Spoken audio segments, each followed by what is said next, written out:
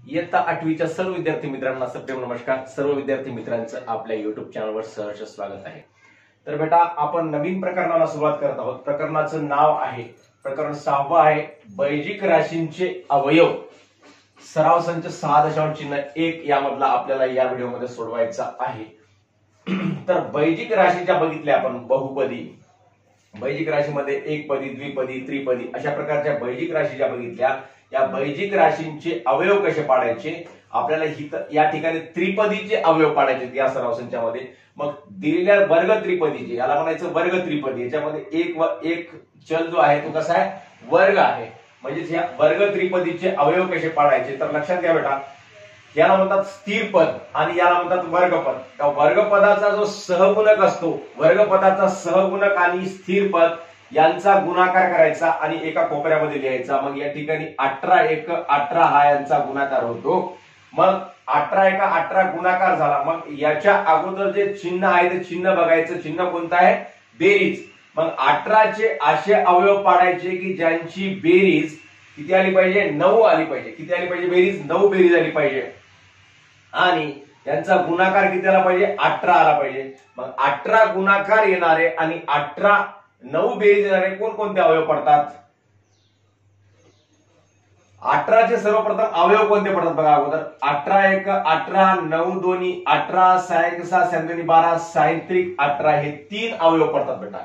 मग याच्यामधले कोणते अवयव निवडायचे आपण, आता याच्यामध्ये याची जी कंडिशन आहे, याची जी अट आहे त्या अटीची पूर्तता करणारी या 3 अवयवांच्या जोड्यांपैकी कोणती जोडी निवडायची हे ठरवायचं। 18 एक 18 ची बेरीज 9 येते का, येत नाही। 18 आणि 19 होतात, 9 आणि 2 किती होतात, 11 होतात आणि 6 आणि 3 होतात, किती होतात मग 9 होतात। मग 6 आणि 3 ची जोडी निवडायची। मग याला कसं लिहायचं, बरोबर आहे x वर्ग।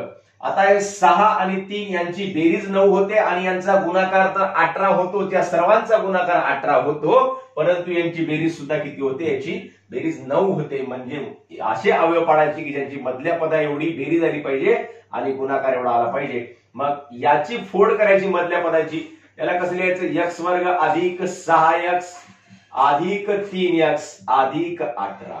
आता काय करायचं बेटा, या 2 पदामधून आणि या 2 पदामधून कॉमन काय निघते का बघायचं। मग आता यातून कॉमन काय निघते, x आणि x वर्ग आणि 6x मधून कॉमन काय निघते, x हे चल कॉमन निघते आणि मध्ये काय राहते, या x वर्गामधला एक x बाहेर निघाल्यानंतर मध्ये काय राहते, x राहते आणि इथं अधिकला अधिक आणि या 6 ला 6। मग या 2 पदामधलं कॉमन काय निघते, अधिक 3 न 18 ला भाग जातो म्हणून 3 कॉमन निघते आणि कंसामध्ये राहते x ला x अधिक ला अधिक 3 5 15 3 सख 18 म्हणजे x अधिक 3 आणि कंसामध्ये x अधिक 6।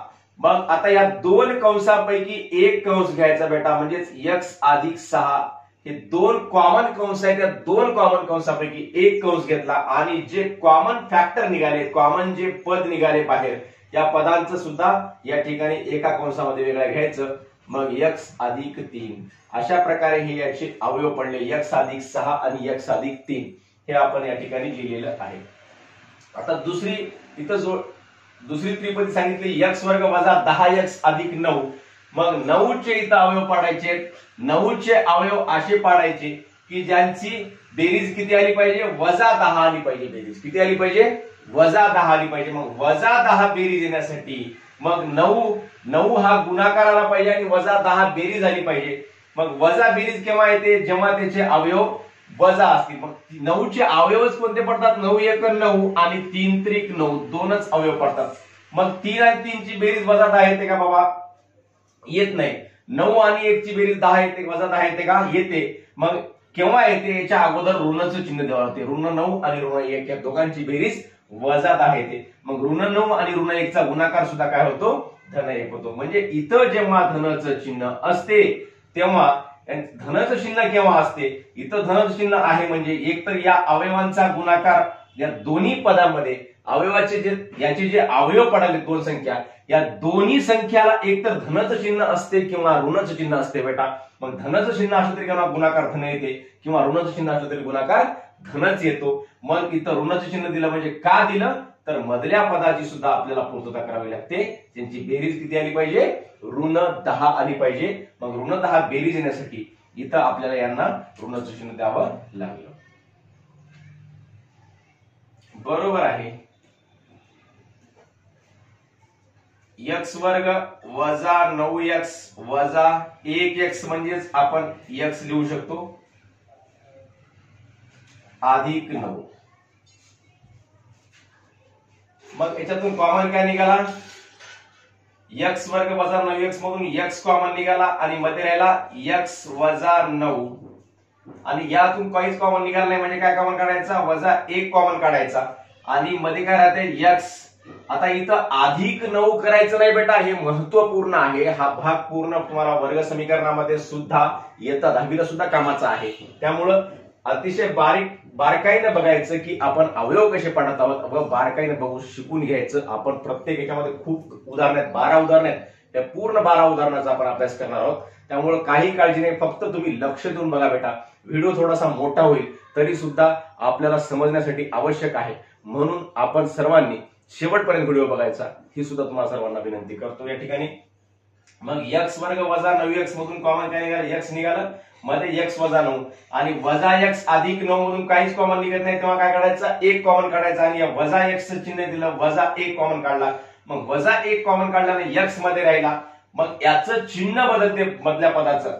जेव्हा ऋण संख्या कॉमन निघते तेव्हा काय होते? मधल्या पदाचं चिन्ह बदलत असते. या वजा x चं अधिक x झालं आणि या अधिक 9 चं काय होते? वजा 9 होते. बघा बरं बेटा का होते? कारण या वजा 1 चा आणि अधिक x चा गुणाकार वजा x इथं झाला. यांचा गुणाकार एवढा आला पाहिजे. मग वजा 1 चा आणि वजा 9 चा गुणाकार धन 9 एवढाच ऋणचा गुणाकार धन. मग अशा प्रकारे हे दोन्ही कंस जर आपले समान आले, सारखे आले तर आपले अवयव बरोबर आहेत म्हणून समजायचं आणि आपली गाडी पुढे पुढे जाऊ द्यायची. मग x वजा 9 या दोन कॉमन कंसापैकी एक कंस घेतला x वजा 9 आणि दुसऱ्या जे कॉमन पद बाहेर निघालं कोणतं निघालं? x निघालं. त्या x ला आणि या वजा 1 ला एका कंसामध्ये बंद करून टाकायचं आणि या x वजा 9 ला एका कंसामध्ये. मग हे दोन याचे काय झाले? अवयव झालेले आहेत. अशा प्रकारे हे दुसरं गणित सोडवलेलं आहे.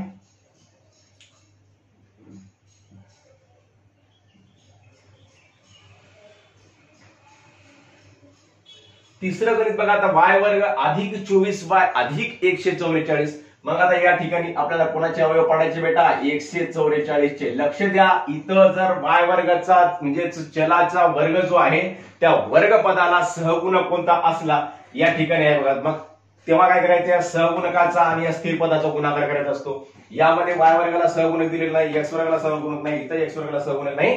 म्हणजे सहगुणक नाही म्हणजे किती सहगुणक असतो? 1 सहगुणक असतो. म्हणून हे स्थिर पद जशा तसं काय राहते. मग 144 चे असे अवयव पाडायचे की ज्यांची बेरीज किती आली पाहिजे? 24 आली पाहिजे. मग कशी बेरीज येईल 24? तर याला काय करायचं? कोणकोणते अवयव पडतात? 144 कोणाचा वर्ग आहे बेटा? 12चा वर्ग आहे. 12 आणि 12 ची बेरीज 24 होते हे आपल्याला माहितच आहे. किंवा मग 144 चे कोणकोणते अवयव पडतात बघा. 144 एक 144, 72 दोन्ही 144, 36 चौक 144, 18 पंच्याण्णव 18 एक 8 2 18 26 18 8 144,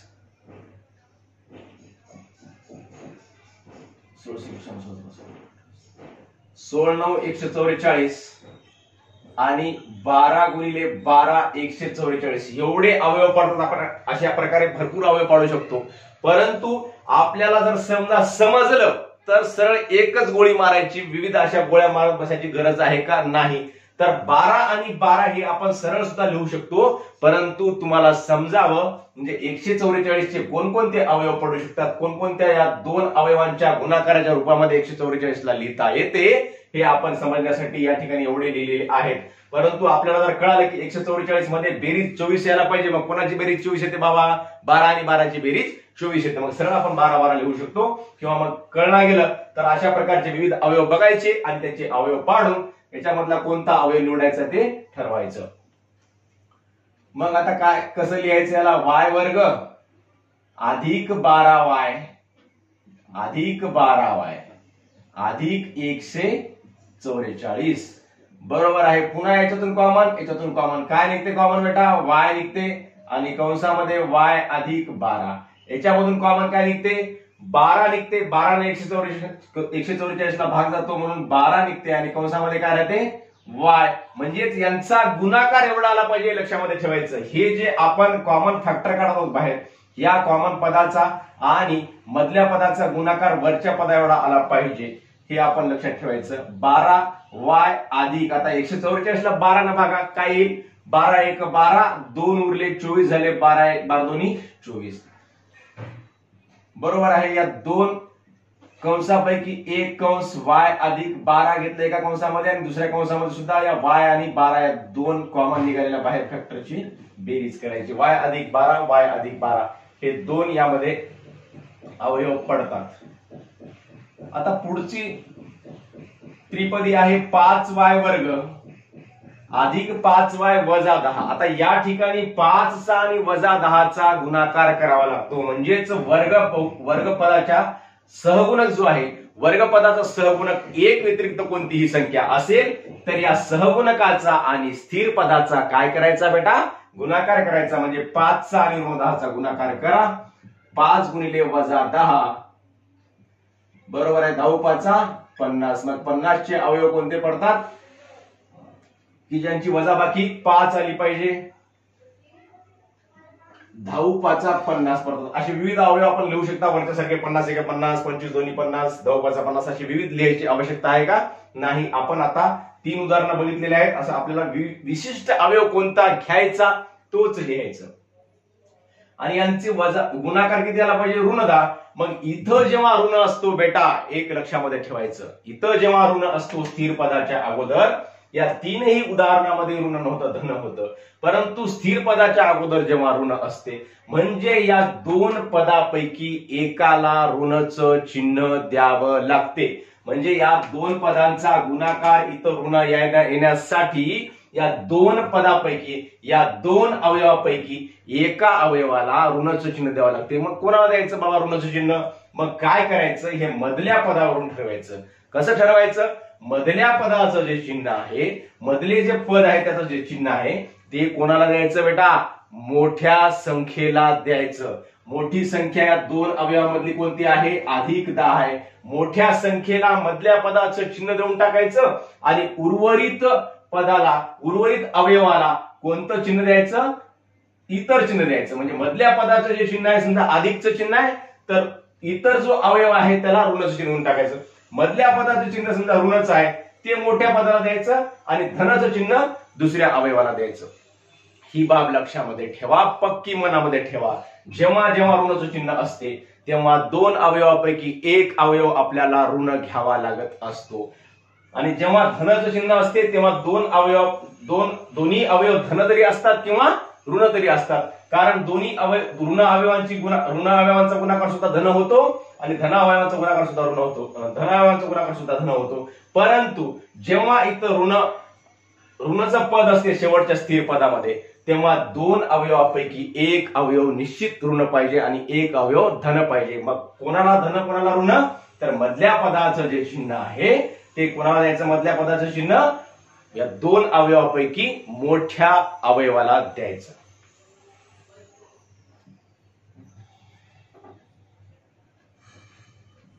पाच वाय वर्ग अधिक 10y वजा 5y वजा 10 बरोबर आहे.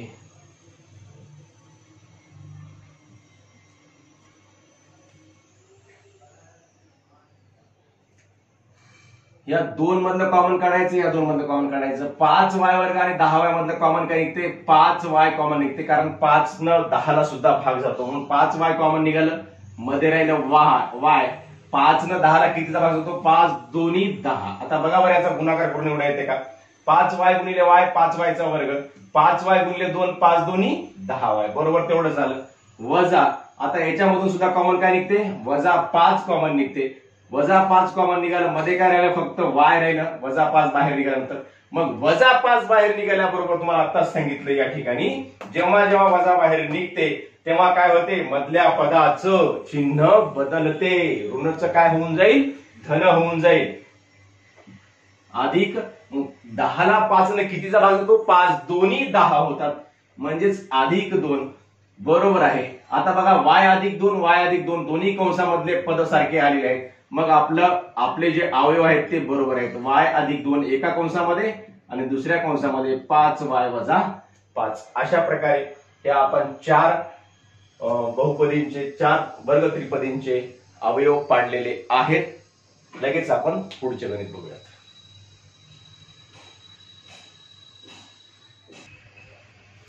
आता बघा बेटा, यामधला 5वा प्रश्न आहे p वर्ग वजा 2p वजा 35. मग या ठिकाणी वजा 35 चे आपल्याला अवयव पाडायचे, ज्यांची वजाबाकी किती आली पाहिजे, वजा 2 आली पाहिजे वजाबाकी. मग कोणती संख्या येईल याचे 35 चे अवयव पाडा. 5 7 35 किंवा 7 5 35, 7 5 35 ची वजाबाकी काय येते, वजा 2 येते. तुम्हाला सांगितलं इथं जेव्हा वजाचं चिन्ह असते स्थिर पदाच्या अगोदर, तेव्हा या 2 पदापैकी एका पदाला कोणतं चिन्ह द्यावं लागते, ऋणाचं चिन्ह द्यावं लागते. मग इथं वजा 35 आहे, दोघांपैकी कोणाला द्यायचं ऋण चिन्ह बाबा. मग 7 ला द्यायचं का 5 ला द्यायचं, ते कशावरून ठरवायचं, मधल्या पदाच्या चिन्हावरून ठरवायचं. मधल्या पदाचं जे चिन्ह आहे बेटा ते कोणाला द्यायचं, मोठ्या अवयवाला द्यायचं. म्हणजे याच्यामधला मोठा अवयव कोणता आहे, 7 आहे. मग 7च्या अगोदर कोणतं चिन्ह द्यायचं, मधल्या पदाचं चिन्ह, कोणतंही चिन्ह राहू द्यायचं. धन चिन्ह असेल तर धन द्यायचं, ऋण चिन्ह असेल तर ऋण द्यायचं. मग हे काय होते,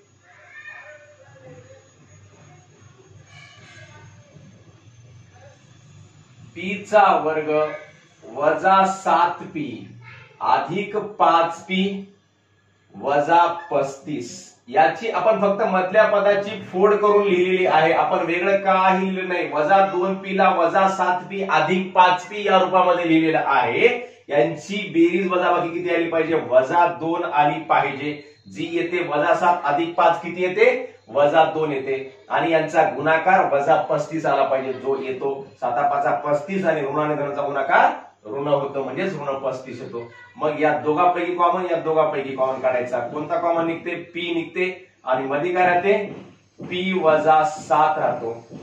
म्हणजे या 7p मधला p बाहेर निघाला, काय राहिला, वजा 7 राहिला. या p वर्ग मधला p बाहेर निघाला, मध्ये काय राहिला, p राहिला. मग आता इथं अधिक आहे, अधिकला अधिक या 5 न 35 ला भाग जातो, म्हणून कॉमन काय निघते, 5 कॉमन निघते. आणि मध्ये काय राहते, p ला p वजा 5 7 35. आता बघा p वजा 7 दोन्ही कंसामध्ये आहे. मग p वजा 7 एक कंस कॉमन घ्यायचा आणि हे जे पद आहे बाहेर ते कोणतं राहिलं, p अधिक 5. हे 2 एका कंसामध्ये घ्यायचे. मग हे झाले याचे अवयव, p वजा 7 आणि p अधिक 5 हे 2 अवयव झाले आहेत. पुढचा प्रश्न आहे 6वा, वजा 44 चे अवयव पाडायचे. या ठिकाणी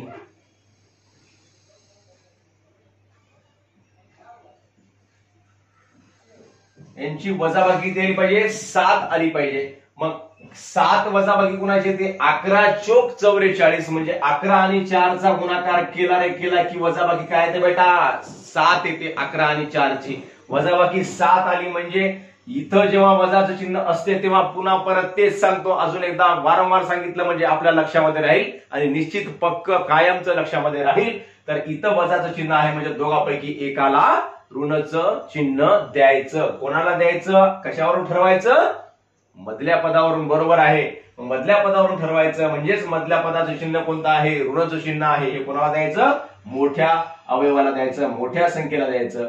मग या ठिकाणी ऋण 11 आणि धन 4 हे याचे अवयव पडलेले आहेत. बरोबर आहे. काय होते मग, p वर्ग वजा 11p याचीच फोड करतो आपण. मधले जे पद आहे मधल्या पदाची फोड करून लिहितो, वेगळं काही करत नाही. वजा 11p अधिक 4p याची फोड, याची किंमत एवढीच येते, वजा 44. आपण जे काही करत आहोत या बहुपदी एवढीच किंमत प्रत्येक पायरीला खाली खाली येत जाते. आणि याचे अवयवामध्ये 2 कंसामध्ये आपण याला विभागणी करतो नंतर शेवटी. बरोबर आहे. p वर्ग वजा 11p आणि 4p वजा 44 यामधून कॉमन काढायचं. p वर्ग आणि 11p दोन्ही मध्ये p आहे म्हणून p कॉमन निघाला. मग मध्ये राहिला p, मग p आणि p चा गुणाकार p वर्ग एवढाच होतो. वजाला वजा 11p पैकी p बाहेर निघाला, 11 मध्ये राहिला म्हणजे याचा गुणाकार एवढाच होतो. अधिक 4p वजा 44 याच्यामध्ये 4 न 44 ला भाग जातो की नाही बेटा? जातो. 4च्या पाड्यामध्ये 44 येते, 11 चोक 44 होतात बेटा. मग अधिक 4 कॉमन निघालं, मग अधिक 4 कॉमन निघालं, मध्ये काय राहते? तर p राहते आणि वजा 4 1 4 4 1 4 11चा भाग जातो. मग अशा प्रकारे दोन्ही कंस समान आले, सारखे आले. दोन कंसापैकी एक कंस घ्यायचा, p वजा 11 आणि दुसऱ्या कंसामध्ये p अधिक 4. अशा प्रकारे हे याचे अवयव पाडलेले आहेत. तर माझ्या अशा प्रकारे हे आपण 6 गणित सोडवलेले आहेत. तर हे माझ्या प्रिय विद्यार्थ्यांनो, अशा प्रकारे आपण 6 गणित सोडवले आणि उर्वरित 6 गणित पुढील व्हिडिओमध्ये बघूयात. कारण एकाच व्हिडिओमध्ये जास्तीत जास्त गणित घेतले तर आपला व्हिडिओ मोठा होईल, जेणेकरून तुम्ही जास्तीत जास्त गणित असल्यामुळे बघण्यास कंटाळा करसाल. म्हणून उर्वरित गणितासाठी आपण पुढील व्हिडिओ तयार करणार आहोत. अशा प्रकारे आपण 6 गणित सोडवले आहेत. आपण सर्वांना हे गणित समजले असल्यास व शिकवण्याची पद्धत आवडली असल्यास नक्की आपल्या मित्रांना शेअर करावे व व्हिडिओवर लाईक व कमेंट सुद्धा अवश्य करावे. धन्यवाद.